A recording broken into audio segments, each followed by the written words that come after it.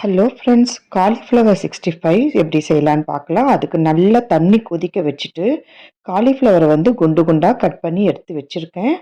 இப்போ அந்த தண்ணியை வந்து இட்லி வேக வச்ச பாத்திரத்தில், அதாவது பெரிய அகலமான கிண்ணம் எடுத்துக்கோங்க. அதில் நான் எல்லா தண்ணியும் ஊற்றிடுறேன். கொஞ்சம் மஞ்சள் தூள் போடுங்க. கட் பண்ணி விட்ட கா காலிஃப்ளவரை வந்து குண்டு குண்டா கட் பண்ணிக்கோங்க. இதில் நல்லா போடுங்க. நல்லா ஃபஸ்ட்டு முதல்ல அலசிக்குங்க. அலசிட்டு இதை எடுத்து இதில் போடுங்க. கொஞ்சம் உப்பு போடுங்க. 1 ஸ்பூன் உப்பு போட்டு நல்லா கலந்து ஒரு 10 நிமிஷம் மூடி வைங்க. அதுக்கப்புறம் எடுத்து நம்ம தட்டில் எடுத்து வச்சுக்கலாம். இதுக்கு தேவையான மசாலா வந்து நான் சிக்கன் 65 மசாலா எடுத்துக்கினேன். உங்களுக்கு அது வேணான்னா நீங்கள் வந்து வெறும் கடல மாவு எடுத்துக்கோங்க.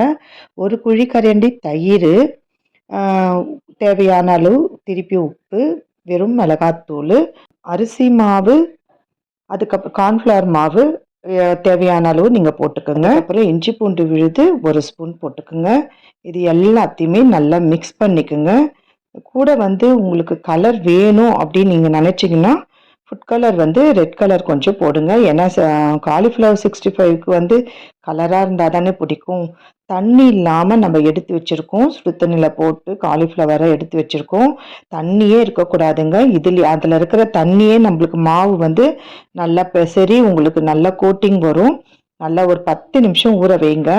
காலையில் சாயந்தரம் பண்ணணுன்னா காலையில் ரெடி பண்ணிக்கோங்க. இல்லை காலையில் பண்ணணுன்னா நைட்டு ரெடி பண்ணி ஃப்ரிட்ஜில் வச்சுக்கோங்க.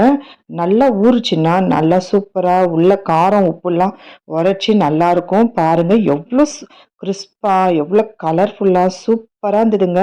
சுட சுட சாப்பிட சொல்ல நல்லா கிறிஸ்பாக இருந்துச்சு. ட்ரை பண்ணி பாருங்கள், ரொம்ப நல்லா இருந்தது. அப்படியே ஒரு லைக் போடுங்க. Bye friends.